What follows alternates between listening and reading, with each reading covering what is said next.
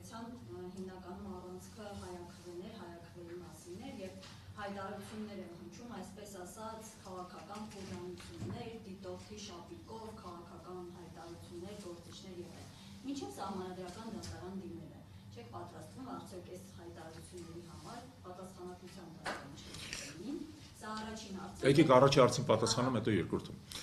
Տեսեք, այստեղ խնդիր կա, մենք բնականաբար իմիջիայլոց ես ձեզ ասեմ, այս ամեն ինչը սկսել է դեռ Գյումրիի ընտրություններից։ Դեռ Գյումրիի ընտրություններից սկսած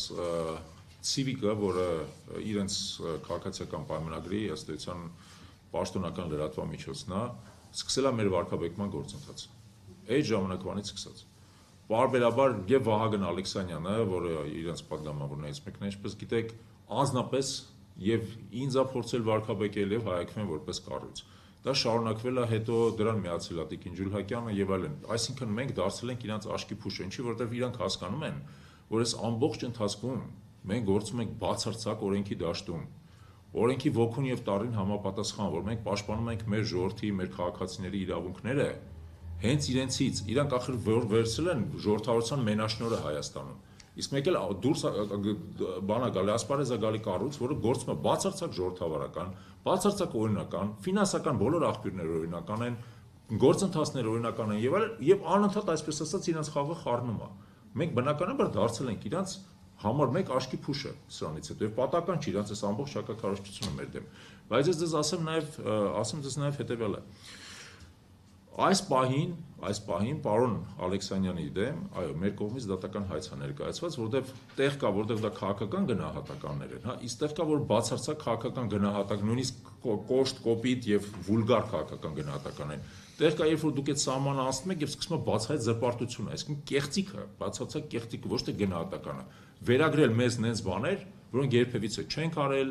երբևիցե դրան չենք առնչվել եւ այլն։ Հիմա պարոն Ալեքսանյանի դեմ կա այսպիսի հայց, դատարանում է քննվում, քաղաքացիական դատարանում։ Շատ հուսով ենք, որ դատարանը այս հարցում իսկապես օրինականությունը կկարողանա պաշտպանել եւ ամեն ինչ իր տեղը կդնի, որովհետեւ իսկապես այն ինչ որ մենք տեսել ենք Գյումրիի ընտրություններից սկսած, այն զրպարտության, կեղծիքի, ցեխի ալիքը, որը գալիս է քաղաքացիական պայմանագրից մեր նկատմամբ եւ որպես կազմակերպության եւ որպես անհատների, իսկապես բոլոր հնարավոր սահմաններ անցնում է։ Այդ այն դեպքում երբ որ մենք երբևիցե մեզ ոչ մի վիրավորական արտահայտություն թույլ չենք տալի, մեր ամբողջ քննադատությունը իրավական դաշտում է, մեր ամբողջ քննադատությունը կախված է եւ ուղղված է գործելավոճին եւ գործողություններին եւ ոչ թե անձանց եւ այլն։ Բայց իրանք չեն կարողանում հանգստանալ, չեն կարողանում հասկանալ, որ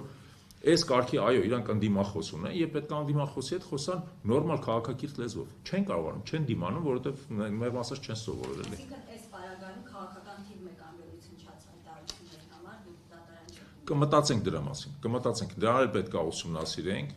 է ուսումնասիրենք, որովհետեւ այո, այդ խուժանություններ, մնացորդներ, բաները, արտահայտությունները դրանք այո, վիրավորական ուղղակի պետք է հիշեք հետեւելը։ Այն ինչ որ ասվում է ազգային ժողովի ամբիոնից, որոշակի բան ունի, այսպես ասած իմունիտետ ունի։ Պատգամավորը միշտ կարա հղում կատարել նրան, որ ինքը դա իրականացրել է իր պատգամավորական լիազորությունները իրականացնելուց, ուստի իր կողմից դա քաղաքական գնահատականներ են եւ այլն։ Ավելի խելամիտ է, երբ որ կա բացահայտ զրպարտություն։ Երբ որ կա բացահայտ զրպարտություն եւ այդ դեպքում պետք է գնալ դրա հետևից, ինչպես ասացի, արդեն դրա հետևից մենք գնում ենք։ Կարելի է մի փոքր դիտարկում անեմ, որ նայեք, Գյումրի եւ Փարաքարի ընտրություններին մեր կողմից մասնակցել է մոտ 180 դիտորդ,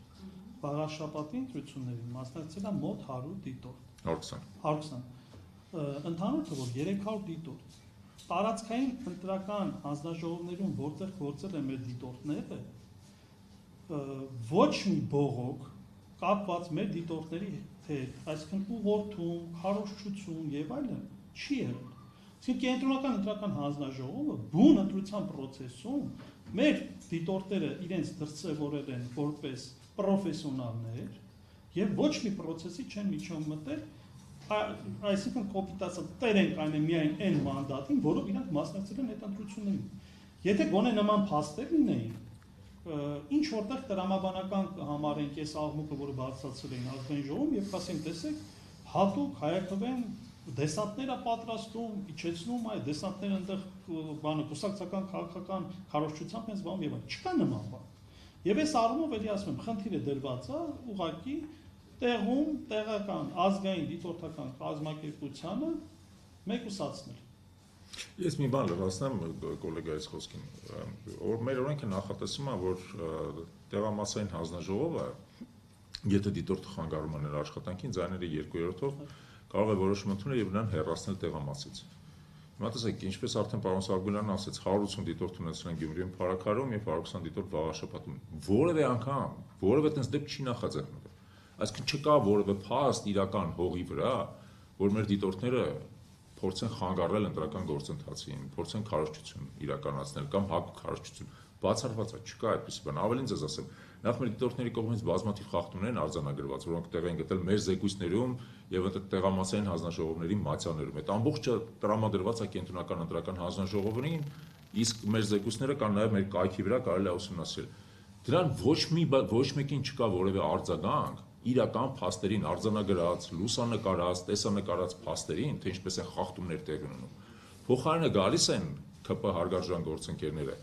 եւ փորձում են դա այնպես ներկայացնել, որ մենք մեր գործունեության միջոցով փորձում ենք ստվեր գցել ընտրությունների վրա։ Հարգելիներս, մի հատ արձագանքեք մեր բերած խախտումներին։ Ստվեր են գցում, դե թե խախտումը տեսանկարված է, երևում է թե ինչպես են մարդկանց ուղղորդում, ինչպես են կուտակումներ առաջանում, ինչպես են ենթադրենք մարդիկ մտնում, ասում են Վաղաշապատում, ասում են մեզ մենակ 7-րդ ընտրաթերթիկը տվեք, մեզ մնացածը պետք չէ, այսինքն բաց քվեարկություն անում, որի համար իմիջիայլոց քրեական պատասխանատվություն է նախատեսվում։ Այդ ամբողջը տեսախցիկների դեմ է տեղ ունեցել։ Բայց այսպես ասած, սելը ճռռալու փոխարեն սելվորն է ճռռում։ Ասում է դուք բան եք արել, դուք փորձել եք ստվեր գցել ընտրությունների վրա։ Մի հատ հենց տեսեք մենք ինչ ենք ասել։ Մի հատ մեր ասացին անդրադարձեք, գնահատական տվեք, իրավական գնահատականներ։ Չենք հիշում, որ մի հատ դեպք լինի, երբ որ դրա հիման վրա քրեական գործառույց լինի։ Իրավական գնահատական տվեք, դրանից հետո կարող է գալ խոսել։ Լավ, ձեր երկրորդ հարցը։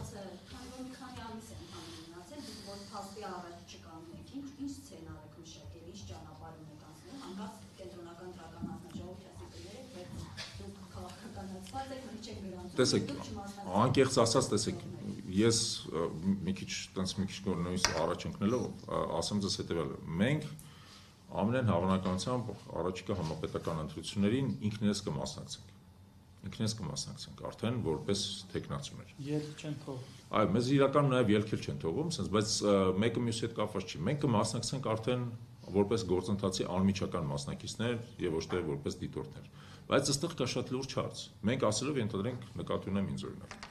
Բայց մենք այս ընթացքում 500-ից ավել դիտորդներ ենք պատրաստել։ Այդ մարդիկ, այսպես ասած, մեր ոսկե, նաև մեր երկրի համար ոսկե ռեսուրս են